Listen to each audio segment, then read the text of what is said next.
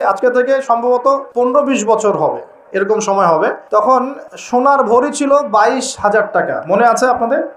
হ্যাঁ, 22 থেকে 24-25 হাজার টাকা ভরি ছিল। এখন সোনার ভরি কত?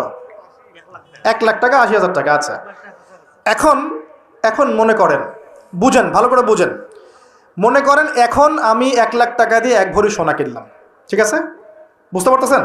1 লাখ টাকা দিয়ে 1 ভরি সোনা কিনলাম, কিনে আমি সোনাটাকে রেখে দিলাম আমার স্ত্রীর কাছে, যে তুমি এটা রাখো, তোমার কাছে রেখে দাও, 4-5 বছর 10 বছর রেখে দাও। আর আপনি 1 লাখ টাকা দিয়ে সোনা কেনেন নাই, আপনি 1 লাখ টাকাটা 1 লাখ টাকাই রেখে দিয়েছেন, ঠিক আছে? দুজন ব্যক্তি, একজন, আমি একটু বোকা মানুষ, এই জন্য আমি কী করছি, যে 1 লাখ টাকা দিয়ে 1 ভরি সোনা কিনে বাসায় রেখে দিয়েছি, আমার স্ত্রীর কাছে আছে মনে করেন। এখন আপনি অনেক চালাক মানুষ, আপনি মনে করেছেন না এগুলোর দরকার নাই, তা আমি 1 লাখ টাকা ক্যাশই রেখে দিই। এখন 10 বছর পর আপনারটা বের করব, আমারটা বের করব। 10 বছর পর আপনারটা আপনি বের করেন, আমারটা আমি বের করি। দেখবেন আমার ওই এক ভরি সোনার দাম 1 লাখ টাকা থেকে হয়ে গেছে 2 লাখ টাকা, আর আপনার ওই 1 লাখ টাকা 10 বছর পর হয়ে গেছে 80,000 টাকা, 70,000 টাকা, বা আরও কম। তাহলে কে চালাক কে বোকা? এখানে এই পুরো মনিটরি সিস্টেমটা দিয়ে পুরো বিশ্ব জুড়ে, এটা বৈশ্বিক সংকট, পুরো বিশ্ব জুড়ে মানুষের টাকা, শ্রম, এগুলো লুটে পুটে খাওয়া হচ্ছে আর কি। এটা হলো ওয়ালা তাবখাসুন নাসা আশিয়াহুম, মানুষের সম্পদ অন্যায়ভাবে ভোগ করো না। এগুলা ইসলামিক কারেন্সি না, এগুলো বোঝাতে এখন ওলামায়ে কেরামদেরকেও বোঝাতে হয় যে এগুলো ইসলামিক কারেন্সি না। রাসূল সাল্লাল্লাহু আলাইহি ওয়াসাল্লামের সময় দিনার আর দিরহাম ছিল। আপনাদের কি মনে আছে আসহাবুল কাহাফ 309 বছর ঘুমিয়েছিল? কত বছর? 309 বছর গুহায় ঘুমিয়ে ঘুম থেকে উঠে বলছে আমরা ক্ষুধার্ত, যাও বাজারে যাও, রুটি নিয়ে আসো। পকেট থেকে কিছু মুদ্রা দিলেন, ওই মুদ্রা নিয়ে এই ছেলেগুলো চলে গেল, গিয়ে খাবার রুটি কিনে নিয়ে আসলো। 309 বছর ঘুমানোর পরেও ওই মুদ্রার মান কমে যায় নাই, কমে গিয়েছিল। তাহলে ওই মুদ্রা কিসের ছিল? কাগজের না অন্য কিছুর? এগুলো মুদ্রা, এগুলো হচ্ছে ইসলামিক মুদ্রা। তো ইসলামিক কারেন্সির বিষয়টা কি, এর মান কখনো পড়ে যাবে না। ইসলামিক কারেন্সির মান কখনো পড়ে যাবে না, কারণ টাকার মান পড়ে গেলে আপনার শ্রমটা চলে যায়।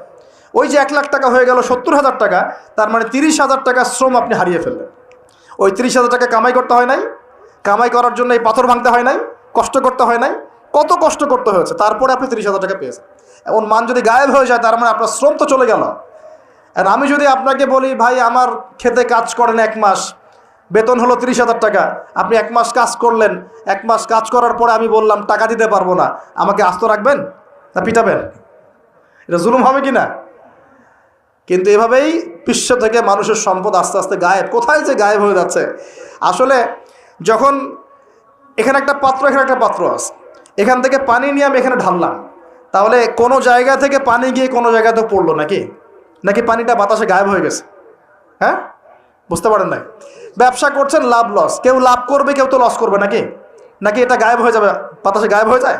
তার মানে যে সম্পদগুলো বিশ্ববাসী হারাচ্ছে, এগুলো কোনো এক শ্রেণীর কাছে গিয়ে জমা হচ্ছে ঠিকই। কাদের কাছে গিয়ে জমা হচ্ছে এটা বোঝেন, এখন নিজেই বোঝেন। বিশ্বের দিকে তাকায় দেখেন, বিশ্বের কোন অংশ ধনী হচ্ছে আর কোন অংশ গরিব হচ্ছে, দেখেন। কে বোঝাবে এগুলা? ইকোনমিক্স নিয়ে পড়াশোনাই বা করে কয়জন, আর বোঝেই বা কয়জন, আর এগুলো কোরআন সুন্নাহর সাথে মেলাই বা কয়জন?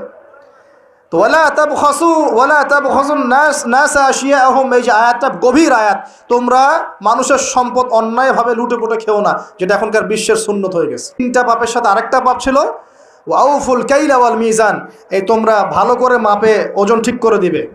কারণ শুআয়ব আলাইহিস সালামের কম ওজনে কম দিত, এখন ব্যবসায়ীরা করে না, ওজনে কম দেয়, মিথ্যা কসম করে পণ্য বিক্রি করে, বলে আল্লাহর কসম ভাই টাটকা জিনিস খান, 3 দিনের বাসি জিনিস খাওয়ায়, করে না এগুলো? বলে খাঁটি ফ্রেশ জিনিস এখন নিয়ে আসলাম বাজার থেকে, অথচ এটা ফরমালিন মাইরে পচায় পচায় মানুষকে খাওয়াচ্ছে। যে খাবার খেলে মানুষের রোগ ভালো হইতো, সেই খাবার খেলে মানুষ এখন অসুস্থ হয়ে যাচ্ছে। কার কারণে হচ্ছে? মাছে ভেজাল, মাংসে ভেজাল, গবাদি পশুতে ভেজাল, চালে ভেজাল, প্লাস্টিকের চাল বের হয়েছে, বেরোনি? প্লাস্টিকের চাল, ডিমও নতুন নতুন ডিম বের করছে, ডিম ম্যানমেড ডিম, মানুষ বানিয়েছে ডিম। আপনারা গ্রামাঞ্চলের মানুষ হয়তো বোঝেন কি না, কিন্তু শহরে এগুলো খুব চলে, 2 নাম্বারই খুব বেশি। কোনটা খাঁটি কোনটা ভেজাল আপনি খুঁজতে মনে হবে যে মৌমাছির মতো খুঁজতে হচ্ছে। রুট লেভেল থেকে খাবার নিয়ে আসতে হয়, একদম রুট লেভেল থেকে, না হলে বিশ্বাসই হয় না যে খাবারটা খাঁটি না ভেজাল। মাংসে ভেজাল, মাছে ভেজাল, আপনার চালে ভেজাল, ডালে ভেজাল, সবখানে ভেজাল। এই ভেজালগুলো কারা করতেছে? মুসলিমরা না অমুসলিমরা? আস্তাগফিরুল্লাহ। দেখছেন? আর একটা হাদিস স্পষ্ট, সবাই বলে কিনা জানি না, হাদিসটা আমি বলি। সেটা হলো নবী সাল্লাল্লাহু আলাইহি ওয়াসাল্লাম বলেছেন, যখন কোনো কওমের মানুষরা এরকম আমানতের খেয়ানত করা শুরু করে, প্রতারণা করা শুরু করে, মাপে কম দেওয়া শুরু করে, মিথ্যা কসম করে পণ্য বিক্রি করা শুরু করে, আল্লাহ পাক ওই কওমের উপরে আল্লাহর গজব, দুর্ভিক্ষ নাজিল করে। তো দুর্ভিক্ষ আমার উপর আসবে না, তা কার উপর আসবে? একটা বিষয় খুব অবাক হচ্ছিলাম যে যারা একটু ইসলাম প্র্যাকটিস করার চেষ্টা করছে, ওদের ওখানে ভূমিকম্প কেন? ভূমিকম্প তো আমার উপর হওয়ার কথা ছিল, কারণ আমরা তো দুনিয়ার পাপে লিপ্ত আছি। জেনা, ব্যভিচার, পরকিয়া, পতিতালয়, আল্লাহর সাথে কুফুরি, শিরক, মাপে কম দেওয়া, সুবহানাল্লাহ, এগুলো চলছে না আমাদের সমাজে। তাহলে আযাব পাওয়ার যোগ্য কি আমরা হই নাই? আমরা কি আযাব পাওয়ার যোগ্য হই নাই? আল্লাহ ছাড় দেন, ছাড়বেন না কিন্তু। যদি আমরা সতর্ক হয়ে ফিরে না আসি, আল্লাহ পাক ছাড়বেন না কিন্তু, মনে রাখি। আল্লাহ পাক আমাদের সবাইকে শিক্ষা নেওয়ার তৌফিক দান করুন। এখানে শুআয়ব আলাইহিস সালামের কওমের 4টা অপরাধ আমি বলেছি। এক, শিরক। আমার সাথে বলেন।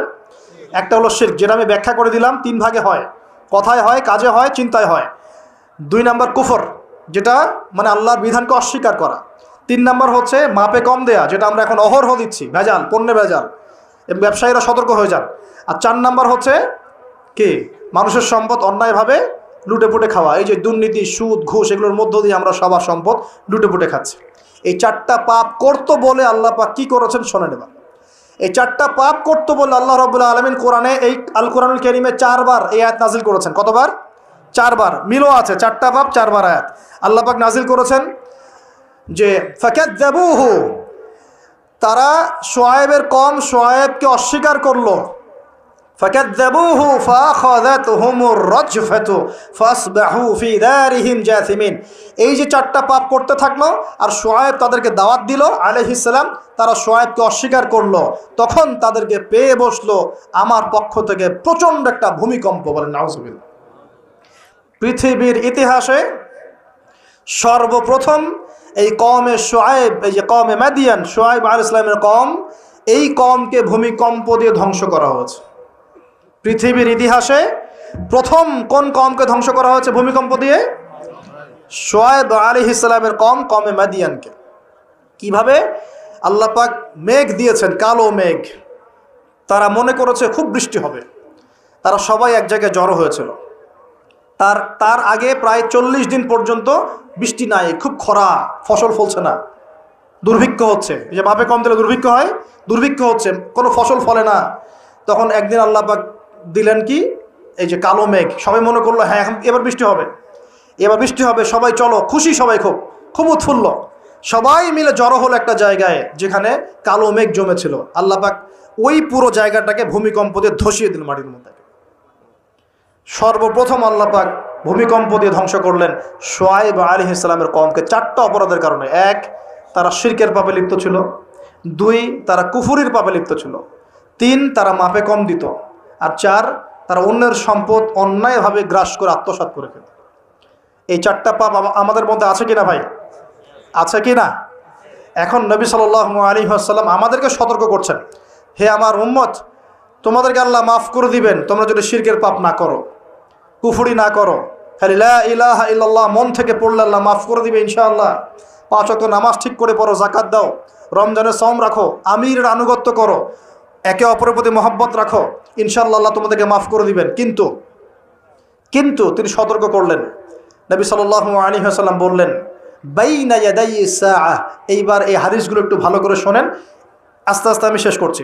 নবী সাল্লাল্লাহু আলাইহি ওয়াসাল্লাম বললেন, বাইনা ইয়াদাই সাআহ, কিয়ামতের আগে আগে, কিয়ামতের আগে আগে আসবে মুনতানুন শাদীদ, বড় বড় দুটো মহামারী। বড় বড় মহামারী তো বুঝি আমরা, অসংখ্য মানুষ মারা যাবে, এরকম মহামারী আসবে। তারপর বাদাহু, এই মহামারীর পরে আসবে সানাওয়াতু জালাজিল, জালজালা বা ভূমিকম্পের বছরগুলো। জালজালা বা ভূমিকম্পের বছরগুলো, বছর নয়, বছরগুলো মানে বছর ধরে সিরিজ ভূমিকম্প হবে বিশ্বের মধ্যে। বলেন নাউজুবিল্লাহ। এই পর্যন্ত কি পৃথিবীতে কখনো সিরিজ ভূমিকম্প হয়েছে বছরের পর বছর ধরে? এখনো হয়েছে কি? হয় না। আর হাদিসগুলো মেলাবেন। নবীজি বলছেন বাইনা ইয়াদাই সাআহ, কিয়ামতের আগে আগে মুতানুন শাদীদ, মহামারী ছড়াবে, প্রচণ্ড বড় মহামারী। পৃথিবীতে যত মহামারী হয়েছে এগুলোর ইতিহাস ঘাটলে দেখা যাবে না কোন মহামারী কত বড় ছিল। সাম্প্রতিক মহামারী অনেক বড় ছিল। সাম্প্রতিক যে মহামারী চলে গেল, এটা পৃথিবীর অন্যতম বড় একটা মহামারী। আমি বলতে পারবো না যে এটাই সেই মহামারী যার কথা নবীজি বলছেন হাদিসে, এমনটা আমি বলতে পারবো না, কেউই বলতে পারবে না, কিন্তু হতেও তো পারে, পারে না? হতে পারে। তবে নবীজি স্পষ্ট বলছেন বাদাহু, মহামারীর পরে আসবে সানাওয়াতু জালাজিল, জালজালার বছরগুলো, সিরিজ ভূমিকম্প হবে বছর জুড়ে। বলি নাউজুবিল্লাহ। কেন হবে? নবীজি বলছেন লা তাকুমুস সাআ, কিয়ামত হবে না হাত্তা ইউকবাদাল ইলম, যতক্ষণ পর্যন্ত না জ্ঞান উঠে যায়। এখন জ্ঞান উঠে যাচ্ছে না, কোরআন সুন্নাহর জ্ঞানকে মানুষ পরোয়াই করে না। মানুষ এখন বস্তুবাদী জ্ঞানকে বেশি প্রাধান্য দেয়, কোরআন সুন্নাহর জ্ঞানকে খুব কম মানুষই প্রাধান্য দিচ্ছে। বেশিরভাগ মানুষ বস্তুবাদী শিক্ষাকে প্রাধান্য দেয়। ইউকবাদুল ইলম, জ্ঞানকে কবজ করে নেওয়া হবে। নবীজি বলছেন এরপর কি হবে?